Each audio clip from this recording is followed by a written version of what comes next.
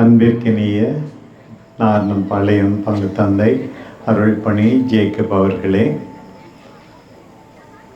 தந்தை ஜோசப் பால்ராஜ் அவர்களே, தந்தை பிரான்சிஸ் சேவியர் அவர்களே, சார்லஸ் அவர்களே, எட்வின் அவர்களே, அன்பார்ந்த அருள் சகோதரிகளே, மிகவும் பிரியமான நார்னம் பாளையம் பங்கின் நம்பிக்கையாளர்களே, இந்த மாபெரும் நிகழ்வுக்காக வந்திருக்கின்ற அன்பர்களே, உங்கள் எல்லாரையும் இன்றைக்கு இங்கே சந்திப்பதில் பெரிதும் மகிழ்ச்சி அடைகிறேன். நம்முடைய திருமுழுக்கினால், ஞானஸ்நானத்தினால் நாம் எல்லாரும் ஆண்டவருடைய முப்பெரும் பணிகளில் பங்கு பெறுகிறோம். அது நம்முடைய உரிமை, நம்முடைய கடமை. ஆண்டவர் ராப்போசனத்தில் சீடர்களுக்கு உரையாற்றும் போது நானே உண்மை என்றார், வாழ்வு என்றார், வழி என்றார்.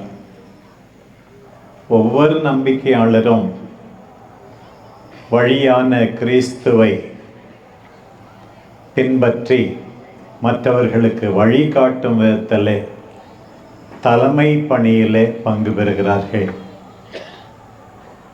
ஒவ்வொரு நம்பிக்கையாளரும் வாழ்வான கிறிஸ்துவால் வாழ்வு பெற்று இறந்து போனவர்களுக்கு, ஏன் இன்றைக்கு எத்தனையோ பேர் நடமாடும் பிணங்களாக இருக்கிறார்கள், அவர்கள் எல்லாருக்கும் உயிர் தர வேண்டும், வாழ்வு தர வேண்டும்.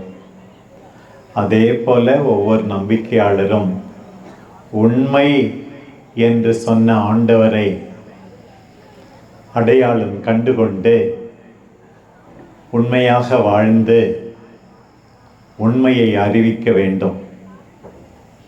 இந்த வழியில் இந்த பேஷன் பிளே, பாடுகளின் நாடகம், மீட்பின் மேன்மை என்று இன்றைக்கு அரங்கேற்றப்படுவது ஏற்கனவே ஒரு முறை தடைபட்டிருந்தாலும் மீண்டும் இறைவனின் அருளால் இன்றைக்கு இந்த பங்கிலே அரங்கேற்றப்படுவது உண்மையாகவே ஆண்டவருக்கு மகிமை, நம் எல்லாருக்கும் புத்தெழுச்சியாக அமைய வேண்டும். இத்தகைய நிகழ்வுகளால் ஆண்டவர் மகிமைப்படுத்தப்படுகிறார். நற்செய்தி அறிவிக்கப்படுகிறது.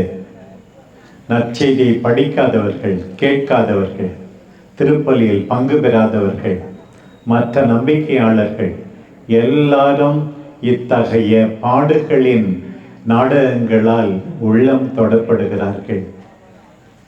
ஒவ்வொரு பாடுகளின் நாடகமும் மனமாற்றத்துக்கு நம்மை சுண்டி இழுக்கிறது, நம் வாழ்வில் மாற்றத்தை உண்டு பண்ணுகிறது என்று சொல்ல வேண்டும். பாருங்கள், ஒரு முறை இப்படித்தான் நாடகம் நடந்து கொண்டிருந்தது. யூதாஸாக நடித்தவன், ஐயோ மாசற்றவரை நான் காட்டி கொடுத்து விட்டேனே, நான் எங்கே போவேன், எங்கே போவேன் என்று உரக்க சத்தமிட்டு அலறினானாம். உடனே ஒரு தாயின் கையில் இருந்த கை குழந்தை, சிறிய குழந்தை, அம்மா அவன் இப்படி அழுகிறானே, அவன் மாதாவிடம் போகலாம் தானே என்று சொன்னதாம். அந்த அளவுக்கு உருக்கமாக அந்த நாடகம் இருந்தது. மாதா மீது அந்த குழந்தை அந்த பக்தியை வெளிப்படுத்தியது. நம்முடைய அன்பு தாய், ஜெயராக்கினி தாய், இந்த நிகழ்வு நல்ல விதமாக நடந்தேற துணை புரிந்திருக்கிறார்கள். இதில் பங்கு பெறுகின்ற அத்தனை பேரையும் நிறைவாக ஆசீர்வதிப்பார்களாக. நானே கூட ரோமையிலே படிக்கும்போது ஜெர்மனி நாட்டுக்கு விடுமுறையிலே உதவி பங்கு தந்தையாக இருக்க சென்றிருக்கிறேன். முக்கியமாக பவேரியா என்ற பகுதியிலே ஓபராமெர்காவ் என்று ஒரு இடம் இருக்கிறது.